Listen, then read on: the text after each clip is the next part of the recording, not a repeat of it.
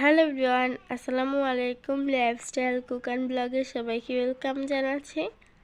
আজকে শেয়ার করব আইসক্রিমের রেসিপি। এখন কিন্তু অনেক গরম পড়েছে, এরকম করে যদি আইসক্রিম বানানো যায় তাহলে কিন্তু মন প্রাণ দুটোই ঠান্ডা হয়ে যাবে। আশা করছি সম্পূর্ণ ভিডিওটি দেখবেন। ভিডিওটি দেখার শুরুতে লাইক দিয়ে দিবেন, আর যারা এখনও চ্যানেলটি সাবস্ক্রাইব করেনি প্লিজ সাবস্ক্রাইব করে দিবেন। তার জন্য প্রথমেই নিয়ে নিয়েছি দুধ। এইখানে গরুর দুধ নিয়ে নিয়েছি, দুধটাকে জাল করে নিয়েছি। নিয়ে নিয়েছি তরমুজগুলোকে ছোট ছোট পিস করে কেটে নিয়েছি। নিয়ে নিয়েছি চকোপান বিস্কিট, 2 প্যাকেট বিস্কিট নিয়ে নিয়েছি। আপনারা চাইলে যে কোনো বিস্কিট নিতে পারেন, চকলেট বিস্কিট। তারপর নিয়ে নিয়েছি 1 প্যাকেট গুঁড়া দুধ। তারপর নিয়ে নিয়েছি স্বাদ অনুযায়ী চিনি। তারপর একটি মোল্ডের ভিতরে দুধটাকে ঢেলে নিচ্ছি। তারপর এটার মধ্যে দিয়ে দিয়েছি স্বাদ অনুযায়ী চিনি দেওয়ার পর খুব ভালো করে মিশিয়ে নিচ্ছি দুধের সঙ্গে। তারপর দুধটাকে চুলায় বসিয়ে দিব। চুলায় কিছুক্ষণ গরম করে নেওয়ার পর এটার মধ্যে গুঁড়া দুধ দিয়ে দিয়েছি। গুঁড়া দুধ দেওয়ার পর এটাকে ফুটিয়ে নিব।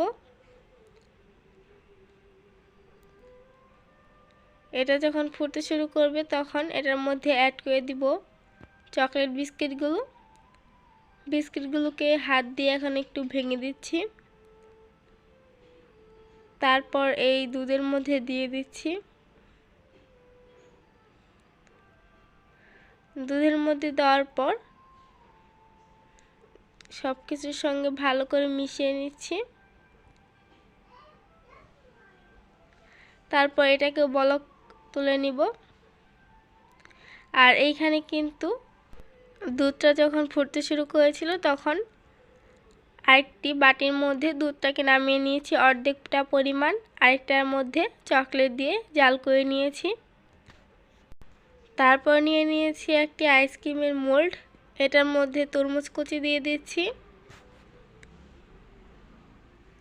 তরমুজ কুচিগুলো দেওয়ার পর দিয়ে দিচ্ছি চকলেট বিস্কুট। এগুলোকে হাত দিয়ে অল্প পরিমাণ গুঁড়া করে নিয়েছি। তারপর তরমুজের মধ্যে দিয়ে দিচ্ছি সাদা দুধটা। তারপর চকলেট বিস্কিটের মধ্যে দিয়ে দিচ্ছি চকলেটের বিস্কিট দিয়ে জাল করা দুধটা। এগুলো দেওয়া হয়ে গেলে এখন কাঠিগুলো দিয়ে দিচ্ছি। তারপর এটাকে সারা রাতের জন্য ফ্রিজে রেখে দিয়েছিলাম। পরের দিন এটাকে বের করে নিয়েছি। তারপর একটি প্লেটের মধ্যে নামিয়ে নিয়েছি। আজকের আইসক্রিমের রেসিপি কেমন লাগলো অবশ্যই কমেন্ট করবেন। এই গরমে অবশ্যই এটা বাসায় ট্রাই করবেন। এটা খেতে কিন্তু অনেক মজাদার হয়েছিল। আজকের মতো ভিডিওটি এই পর্যন্তই। আল্লাহ হাফেজ।